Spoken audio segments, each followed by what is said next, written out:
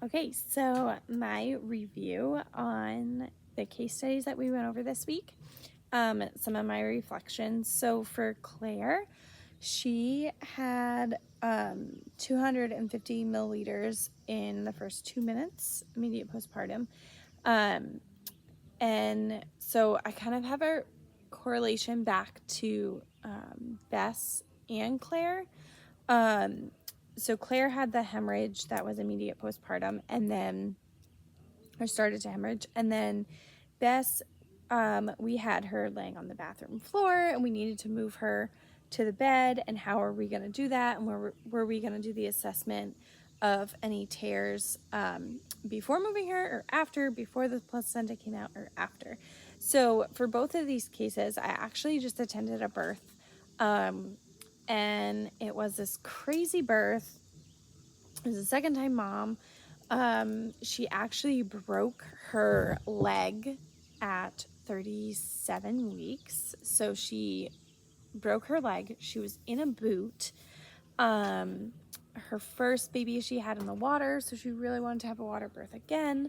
So she texted us late at night, and it was 11 o'clock, and she said, I think I'm having contractions. And my preceptor said, I'm going to head your way, because I was 20 minutes from the mom, but my preceptor was an hour.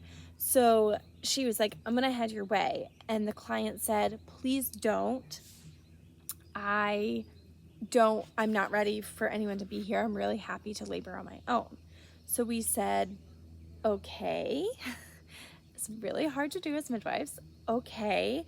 Can you please send us an update in 30 minutes? So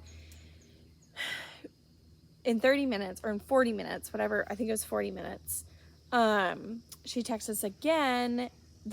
We got another text, and it was from the partner, the dad, the husband, and he said, contractions seem to have really picked up. So I said, I'm going to get ready and go over.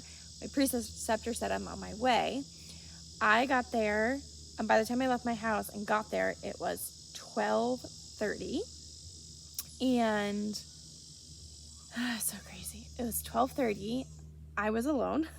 My preceptor wasn't there yet, and I walked in the house, and the mom was on the floor with her leg down, with her on her side with her boot, the leg with the boot on it, on her other leg, and the dad was like very sweet, getting things ready, and like, I'm gonna set up the birth tub. We have like a bag that will go over her leg, and everything will be fine. And I'm gonna move my son. So like, he was off doing his own thing. So I walked in. It was 11:30, and she said, I went from caring who is here to not caring at all. And I thought in my head, oh no, this baby is coming, and my preceptor isn't going to be here until 12:53. And I was like, what do I need to do? Like, I'm the only one here. I need to get so the things that I immediately grabbed were my Pitocin, my miso, my syringes, an alcohol pad, and umbilical clamps. I had the baby's blankets right near me. She was on the bathroom floor. And basically she started pushing at 12:40, like 10 minutes after I arrived. She started like grunting and pushing. And lucky for me, the boot was for my benefit. She could not lift her leg. And in my head, I said, this baby sounds good, because I listened to the baby. Baby sounds good. I'm not lifting this leg until a head pops out, or like, I definitely need to lift the leg. I'm just gonna leave the leg. So that was my like pray to God, to my prayer to God that this baby would wait until my preceptor got there. It's not like once a second time mom starts pushing, a multip starts pushing, like, baby's usually like out. So I was like, I'm just gonna just breathe through your contractions. And thank goodness I did, because my preceptor got there at 12:54, and baby was out by 1:02. My preceptor walked into the room and lifted the leg, and it was like 2 more contractions and baby was out. So I was so thankful that baby didn't come out when I was there. Baby came out great. I got to catch the baby. It was super sweet. Untangled the cord, and cord was around the leg and around the baby's neck and a nuchal cord, and I did all the things, and I handed baby to dad, and dad put baby on mama's chest, and it was super sweet. And then we had like an immediate hemorrhage. So thank goodness I was not there by myself. I'm so thankful. Yeah, we had like a giant separation gush, and then we couldn't, my preceptor was like monitoring the bleeding, and we couldn't quite figure out how much blood there was. I would say that there was definitely over 250 within the first 2 minutes. I gave a shot of PIT, and then my preceptor administered the miso, which calmed everything down. I can't remember if we also gave her a tincture, but it was a pretty quick, we're going to give her PIT, we're going to give her miso to get this bleeding under control, which we did. She did end up losing a pretty significant amount. I can't remember off the top of my head. I would have to look back. But it was a pretty significant amount. I would say over 700 or 800. So we had to measure all the blood loss. We had to measure, like in the Chuck's pads, how much was fluid, how much we thought was blood, and we had to weigh it, and we did it that way. I think it was 9. I think it was about 1 liter, I think is what we determined. So it was quite a bit. And then we had this whole other thing. So while we're doing all of that, we're taking blood pressures, we're monitoring the baby and making sure baby was doing really well, which luckily baby was doing great. And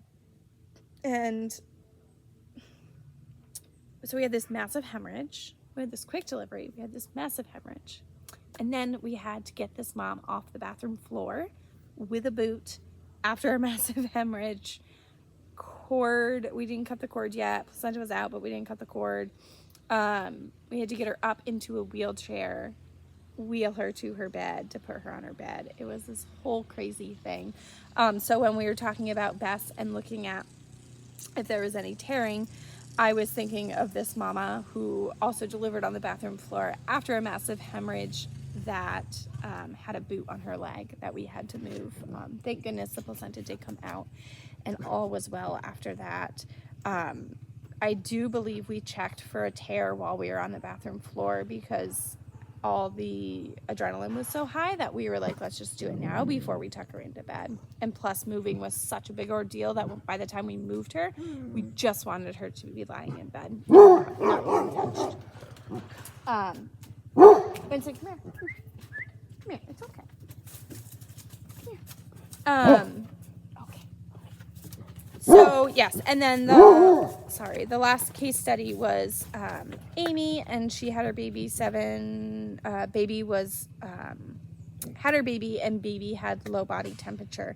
I feel like I see this a lot. I don't know if it's because of when we take the temperature. We usually take the temperature after the newborn exam when they've been laying like not skin to skin with the birthing person. So I think I need to change that up. I think I should do that either right before we leave or before I take baby for mom. But one of the things that we said in the case study review was to put a hat on the baby, which we never do. My preceptors, it's just not something we do. We just don't put a hat on the baby. So that was one of the things that I really noticed, that I was like, oh, we could do that. We could put a hat on the baby and to maybe have one in my bag just in case we need it.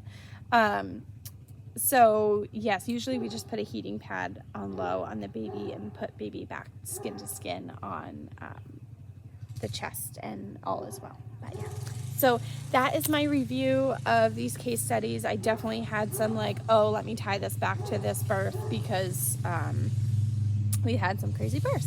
So yeah, that's my review.